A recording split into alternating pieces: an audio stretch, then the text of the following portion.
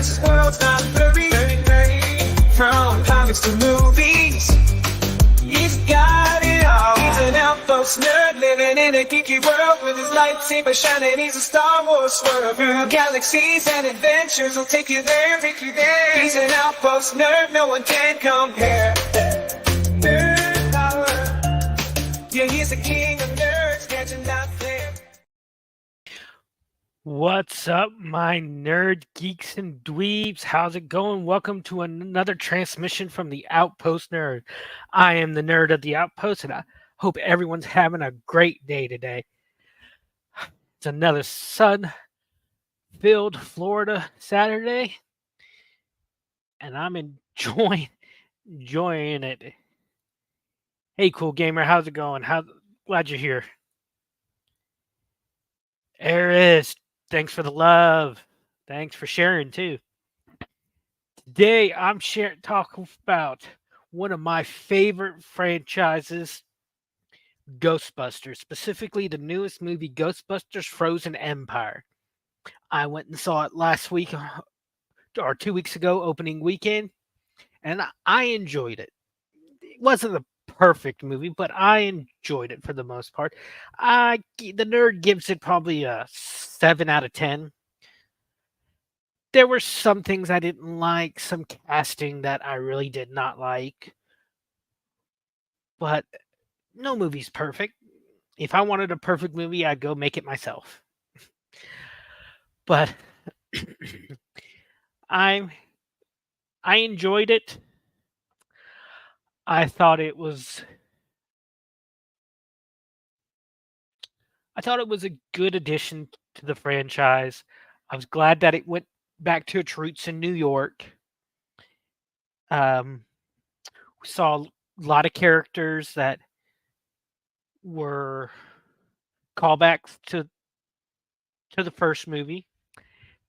But I thought it was really good, I thought the storyline was decent. I would have liked it. It didn't feel as big as the first two.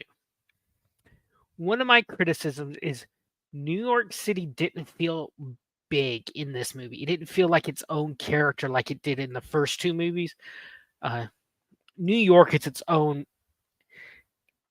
animal, I guess you could say, and I didn't feel the danger like he did in the first two movies. I understood the story. The story was decent, but I would have liked the folks maybe be on another New York landmark and not the firehouse specifically.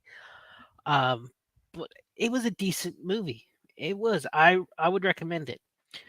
Okay, so like I always do with these reviews, we're going to go look at their Rotten Tomato score and read some of the Rotten Tomato reviews. The Rotten Tomato critic review out of 264 reviews gives it a 44%. That, I believe, is the lowest review for any film in the franchise other than the all-female Answer the Call movie that I refuse to. This is the only time I will speak of that movie during this review. I could not get through the first 20 minutes of that movie. But it has an 84. This, and like I say again, the audience score is the one that we need to focus on. The audience score is 84% out of 1,000 plus reviews, which that makes it decent. Let's read the consensus. Ghostbusters Frozen Empire offers a certain amount of nostalgia-fueled fun for fans of the original cast, but a crowded cast and surprisingly serious tone prevent the sequel from truly sparking. I agree with the crowded cast. There were a couple of roles that did not need to be filled. That could have been filled by Dan Aykroyd, I'll specifically talk about one of them that from an actor who I cannot stand. Okay, what does the audience say? Audience says Ghostbusters Frozen Empire has plenty of nostalgia for longtime fans, as well as a fun multi-generational action for younger audiences to enjoy.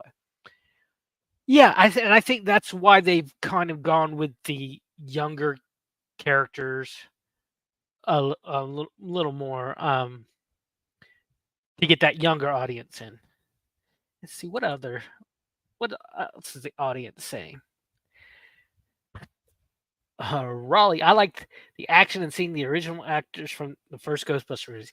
Everyone, I think, who enjoyed it will say that. Worst movie ever. Okay, don't give a reason. It was very thoroughly movie. Enjoyed it much. I enjoyed the final. Don't want to get into too much. Not enjoyable as Afterlife. Too many characters to fully realize a complete story, and the ending is far too predictable. Only worth it for die-hard fans. Yeah, uh, I don't I don't I don't know. Um, moving on to the casting, they had a lot of uh uh uh they had a lot of younger mid or newer um actors to come in and play new characters. Um, one thing one person I could not stand. I can't stand this actor in anything. This guy is, to me, one of the most. Patton Oswalt is one of the most obnoxious, gatekeeping, know-it-all, little twerps in Hollywood. I cannot stand this guy. I used to like his comedy, but when he got into movies, oh, I could not stand him. Here he plays Doctor Wart. I can't Wartiski. Wartiski can never pronounce. So in the movie, Ray podcast and Phoebe, they find this recording of this ancient language that they need to identify. So they go to him in the library, from the first movie. We didn't need this character. Ray could have found that, should have been able to find this in his books, in his research. This is a character, when they say the casting was too crowded, this is my point. We did not need Patton Oswalt in this movie. Why did we have Patton Oswalt in this movie? Oh, because he's one of the nerd icons? Screw that. Screw that and screw this guy. This guy is the most obnoxious little gatekeeping twerp I've seen in any movies. If you want me to turn off a movie or just knock a few points off a movie, put Patton Oswalt in, and you'll go from a 10 to a 9 or even from a 10 to an 8.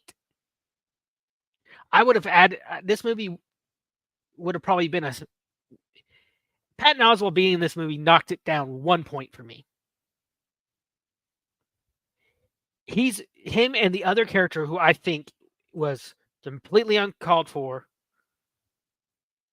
are the reasons I give this a 7 out of 10 instead of 8 or a 9.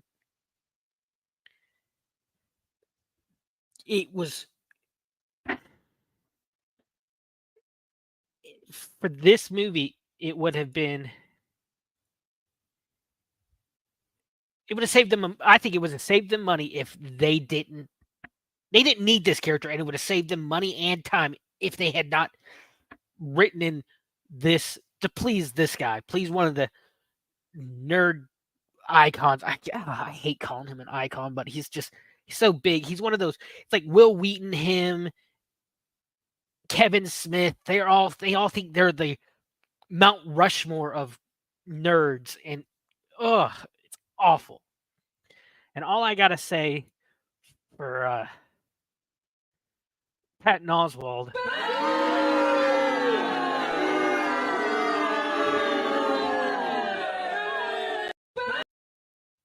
can't stand him. He's just, ugh. When I saw him come on the screen, this was my response. Oh no! I could not. I'm like, no. Why put him on? And another actor who the reason this movie went down for another one, another actor who I did not like in I never liked his comedy. I never liked him in the Eternals. Kumal, I can't even pronounce his name. I can't. I've never been able to pronounce the Kumal Nanjiani. We saw him in Eternals, where he played the egotistical know-it-all, more important than he actually is character. And guess what? He plays in Ghostbusters Frozen Empire, a know-it-all, bigger than he thinks he is dork, just like in everything he does. He plays Nadine Razmati, who is. It turns out he's the only one that could stop the bad ghost. I'm not going to go too much detail into the story. Okay, why? Why again have this character?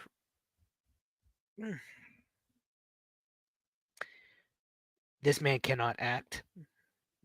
Man plays whenever he does play anything, it's the same exact know-it-all douchebag that he always does. I think the steroids from the Eternal rattled this guy's brain and actually makes him think, "Oh, I'm a good actor." Well, buddy, you're not. So that's really the only that's what my problem was with this movie. They casted actors who really their characters could have been irrelevant. Would do a little if you tweak the story a little bit, if you their roles could have been pushed to the side and filled in by one of the more established characters and actors. But okay, getting to what I did like. One thing I liked about this movie is they brought back a lot of the characters, and one of the big ones they brought back, which surprised me, and this is talk about falling upwards. Everyone's favorite EPA agent is now Walter Peck, the Dickless Wonder, as Venkman puts it, is now the mayor of New York. He's still fighting the Ghostbusters. He still wants to shut them down, and he's doing everything he can to do it. And it's some of the funniest moments are between him and the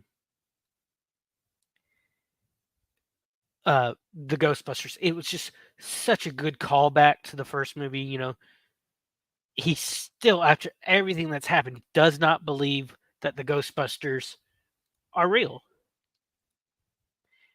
And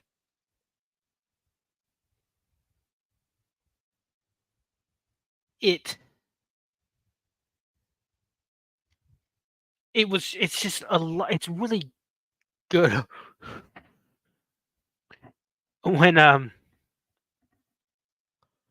he came on. I just shook my head and started laughing. It was good to see old characters really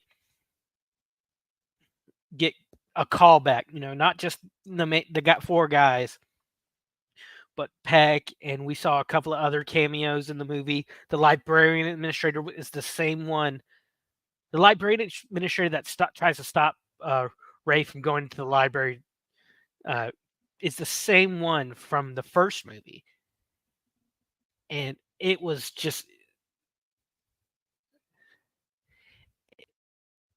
it was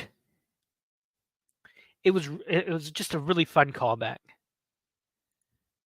and let's see. And it seemed like I wasn't the only one. Um, the the box office was bank for this movie. Oh my god!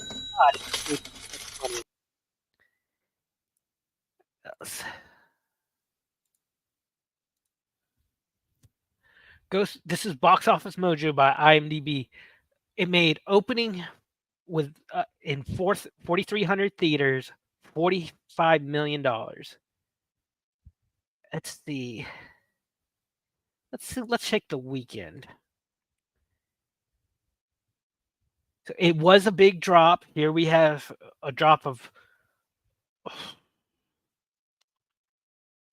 nearly 30 office drop of 65.4%.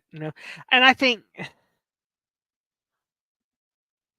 that's normal. That kind of normal for these big kind of movies. It really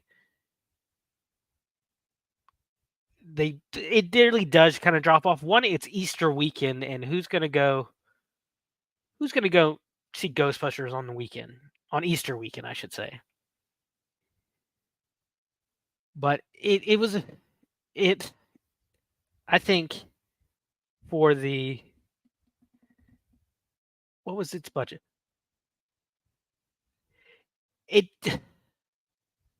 Its box office what so far has been 117.3 million, which it's not bad. That's not bad. That's not bad for just 2 weekends, I don't think. Maybe someone could let me know if they think that's a good thing or not,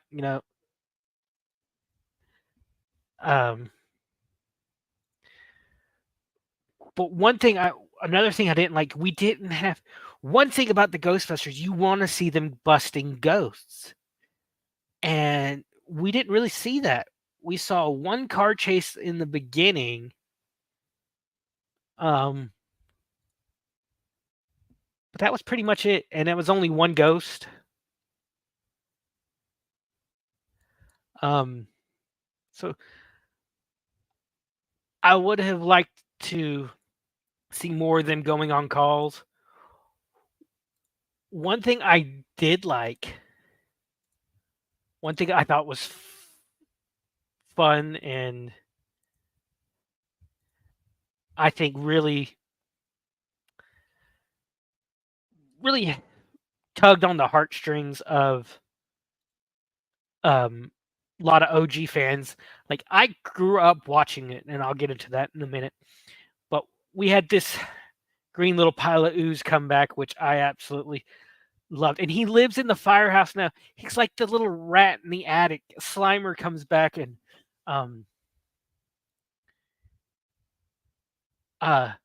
Trevor spends a segment in the movie trying to capture him. And as you can see right here is a trail of Cheetos to a ghost trap. It's kind of like the old mouse trap kind of deal that we saw in old cartoons like Tom and Jerry, where he places the pieces of cheese and pieces of food all the way up to the mouse trap around the corner.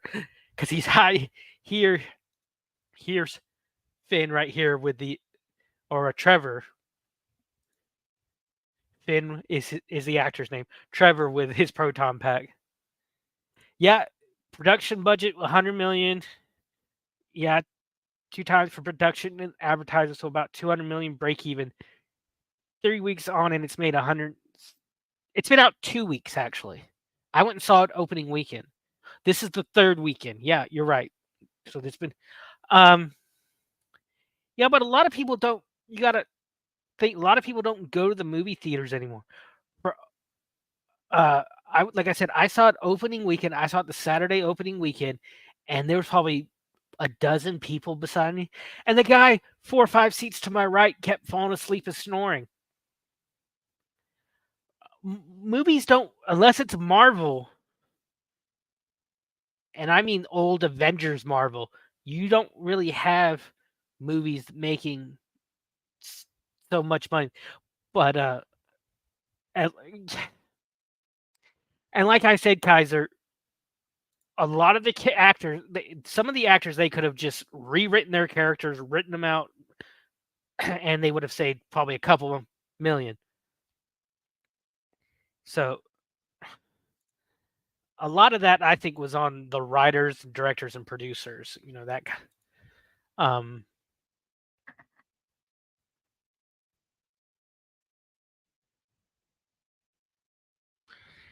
it was a fun movie. It really. It wasn't the most It wasn't, like I said, wasn't a perfect movie. I mean,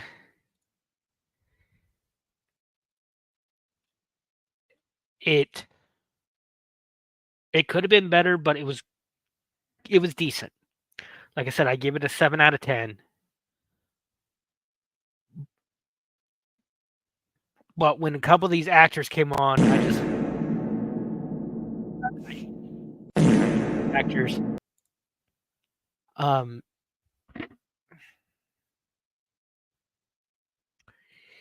it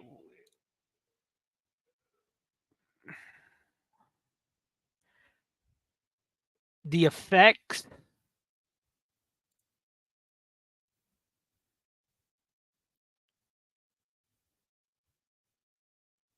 Yes, that's yeah.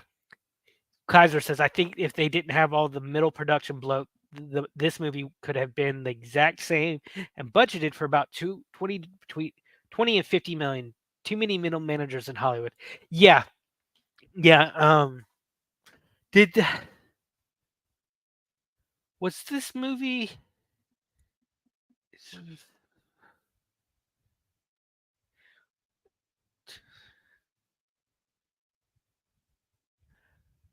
okay, I was just wondering if this movie had been impacted by the writer's strike, and I don't see anything like that. I don't see anything about the writer's strike. Um,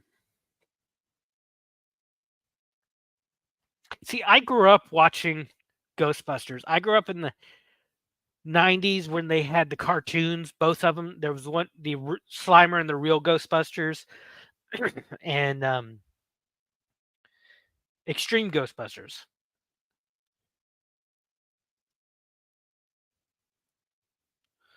So I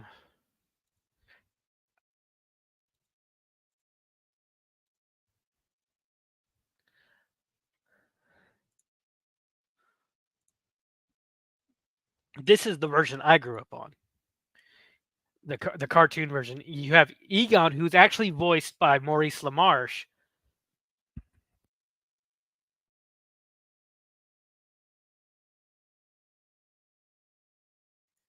Maurice LaMarche is known for Pinky and the Brain. He's the brain. And the guy who played Venkman was the voice of Garfield and Garfield and Friends.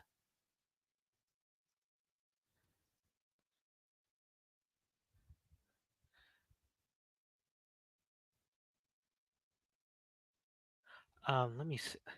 What was his name? His name was Lorenzo Music. So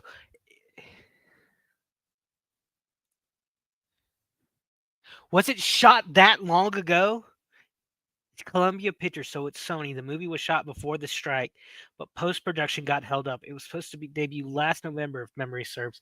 See, I'm checking the wiki, and it says here. Let's look. I'll read the development. Following the release of Ghostbusters Afterlife in 2021, Dan Aykroyd expressed in having the surviving cast of the original Ghostbusters team up their roles for up to 3 sequels. So we might be getting 2 more. We might be getting 2 more movies. Oh, and in April 2022, it was announced that a sequel to Afterlife was in development at Sony Pictures.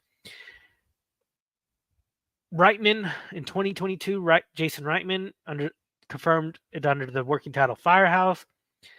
Same month, it was announced it will take place in New York City. McKenna Grace announced she would reprise her role in 2022. The following month, Ernie Hudson did the same. Revealed he had read the script.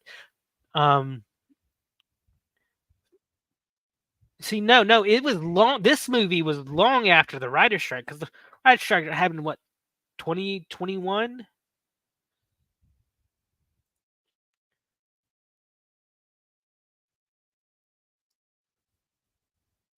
When did that happen?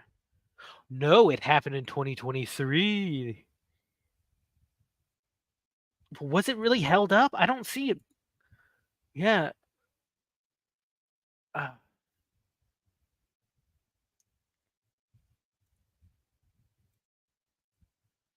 huh. In wow. Yeah. Yeah, 2023. But principal photography for the movie began in London in March 23.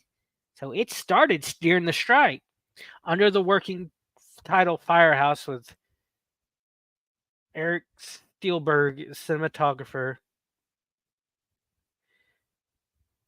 Yeah.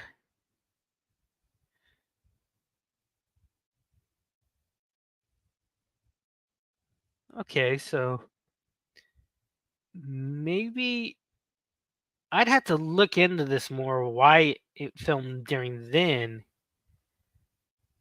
um instead. But I grew up with the Ghostbusters, the first movie took place in what, 83,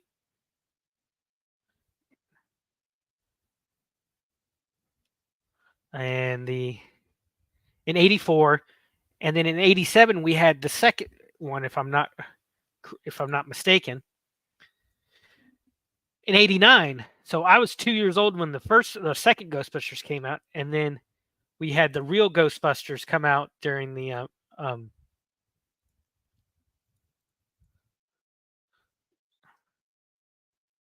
when did Slimers and the Real Ghostbusters come out? Wow, it started in 86 and went on for 7 seasons. So I was, yeah, both the movie and real time. Yeah, I remember now. And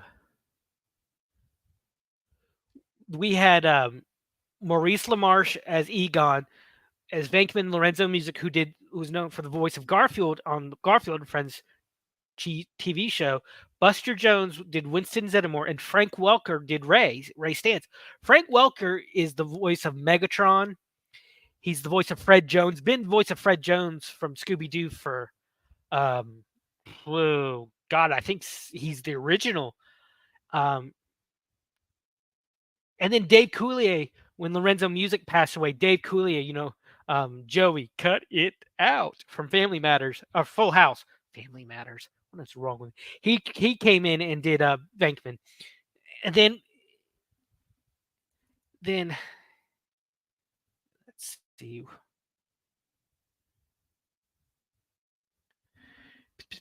We have nope, don't want that.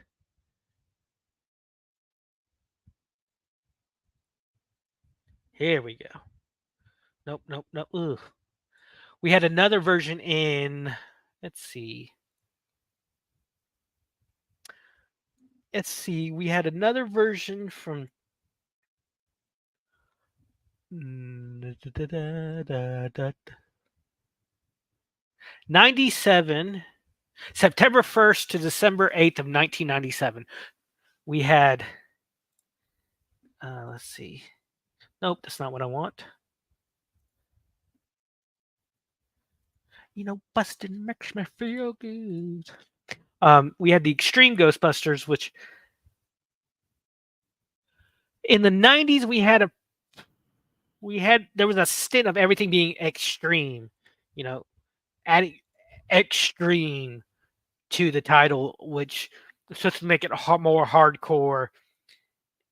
And this is the series I watched live, which I enjoyed. It's called Extreme Ghostbusters. It's set in the 90s after all the Ghostbusters have gone their way. Egon, he's older, they're trying to make him cool, so he sports a ponytail. And he lives in the firehouse, keeping an eye on the containment unit, and teaches paranormal psychology at the local university. And ghosts start reappearing, so he gets his 4 students to take over. And I'm hoping they kind of take some of these aspects from this one. We had Slimer, still, Slimer by voiced by Billy West, who did the voice of Fry, Doug from Disney, Nickelodeon's Doug, but he's most known for Fry. We had Eduardo, the laid back slacker guy who's only in the class for the A. And this is where and these next 2 characters, these 2 were really different. They were really a different take on the type of characters. We had Kylie, the girl Kylie Griffin, who, yes, it's a girl, but she's kind of like the occult expert. She's like the female version of Ray, and they've kind of taken her characters in the IDW comics, where she works for Ray at his occult bookshop before becoming a Ghostbusters, and the comics are kind of set in early 2010s, and it was a really great comic series. We have Garrett, which in the picture you see he's a little shorter because he's actually in a wheelchair, but it does not stop him. They do not. And I think this is one thing that I think Extreme Ghostbusters did not get enough credit for, is showing handy capable character. Because when ghosts were running amok, Garrett was right in there. He was gung ho. And his chair. There was one episode where they addressed it. Things were getting a little difficult for him, but he never let his disability. And that's what I like, characters like that. When they have a disability, when they have a flaw, I don't like characters who are just perfect. I don't like Mary Sue's or whatever you call male Mary Sue's.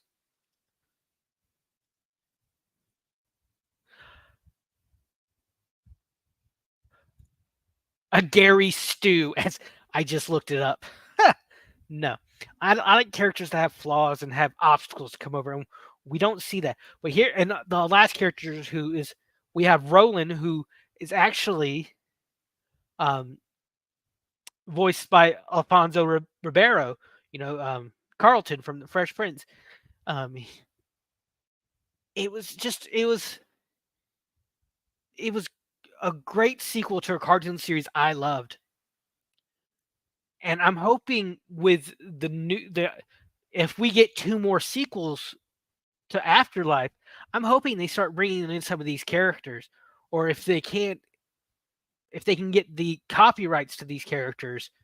Because if I remember right, IDW was the go-to for like comics that told stories off a movie franchise.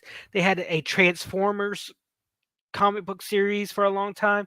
They had Ninja Turtles, they had Ghostbusters, and they would cross over.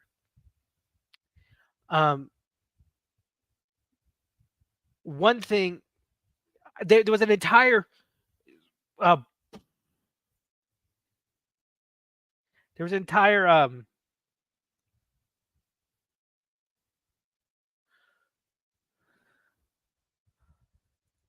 crossover between the Ninja Turtles and Ghostbusters when the Ninja Turtles crossed dimensions, and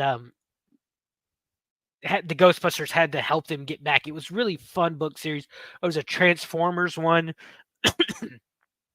where hold on, I'll bring up one of my when I read this panel, I laughed so hard. Let me find it. I don't. There it is.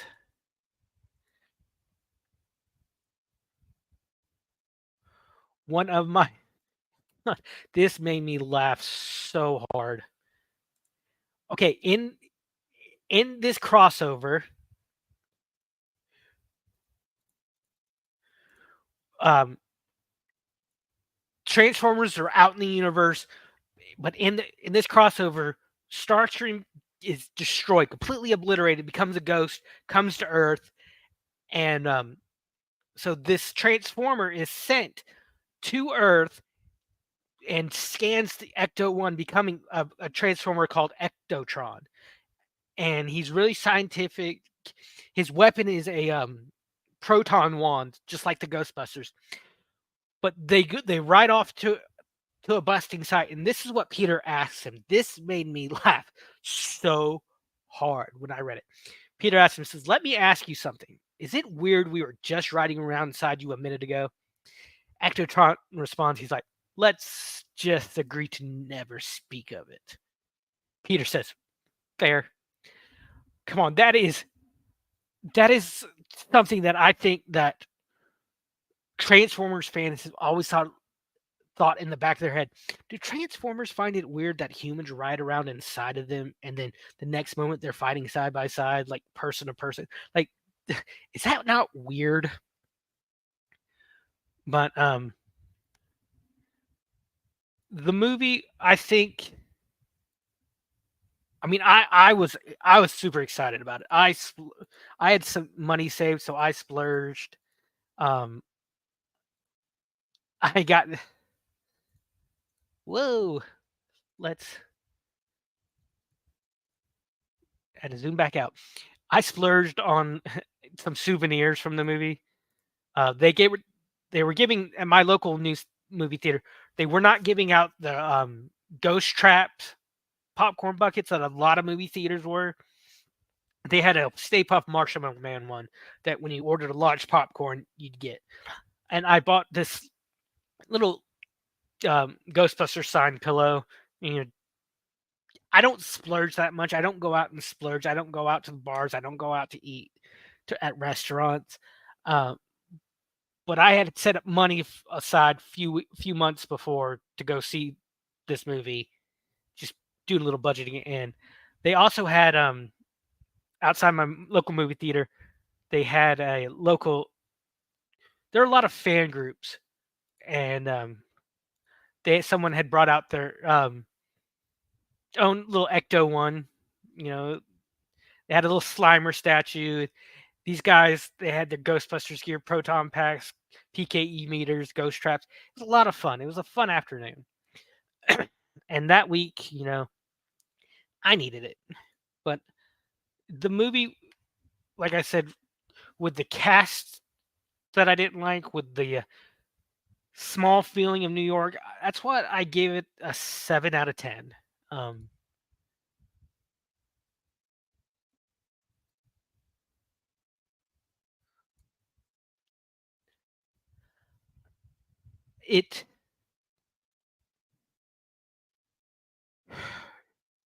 It was just a lot of fun. I recommend it. Maybe if you go see as for a matinee, you don't want to spend full price if you don't want to spend full price on it. But it was a lot of fun.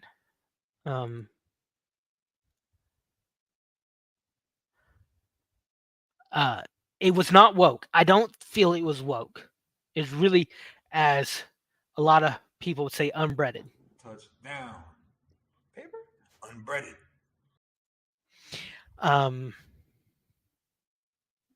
I think I think it was good. I think they're really staying away from the agendas that a lot of movies fall into. But it was fun, and we need fun. I think in this day and age, we need just some fun time.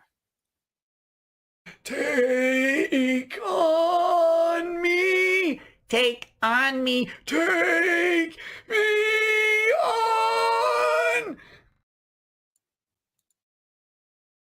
You know, it's just fun, just like that. Just have fun.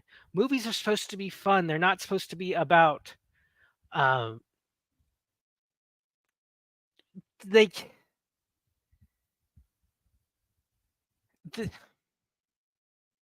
there's movies are not to indoctrinate. I've always felt that movies are supposed to be for entertainment. They're supposed to be about escape. They're not. They can inform an idea or a topic, but I don't think they should indoctrinate. I don't think they should beat you over the head. Like people are saying, oh, a lot of these older franchises are woke. Like X-Men, they're saying, oh, X-Men has always been woke. X-Men, no, they have not. Being woke and having a message are very two different things. Stanley always said that the message of X-Men was about civil rights. That is not the same as being woke. That is not the same as all these agendas being pushed on people. So, like I said, a 7 out of 10. So, that's my views. I would love to hear other people, like and comment, subscribe, comment your views. Tell me where you disagree with me. I want to hear you disagree with me. I want to hear people tell me, say, nerd, you're wrong, and here's why. But you better have good reasons. Explain to me. Don't just say you're wrong and stupid or attack me. Tell me why. Tell me why you think, in a respectful, kind way, why I'm wrong. This movie, and Ghostbusters has always been, to me, about the little guys standing up to these insurmountable monsters. And I feel that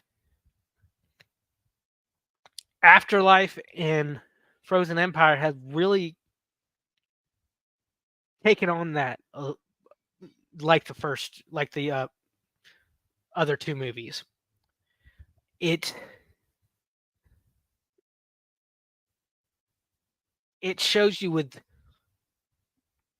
the right friends, the right people, and the right equipment that you can do anything.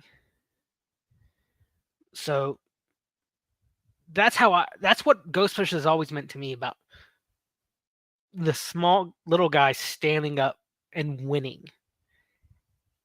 But remember, one thing I always learned from Ghostbusters, and I'll leave you with this, whenever a god asks you if you're a god, you say yes. And remember, I'm the Outpost Nerd. Find your passion and nerd out about it. I'm out of here. Lost in space, I found my place. In this outpost of silence, to my way. Binary code run through my veins. With every beat and beep, I feel no pain. Signing off, it's time to go.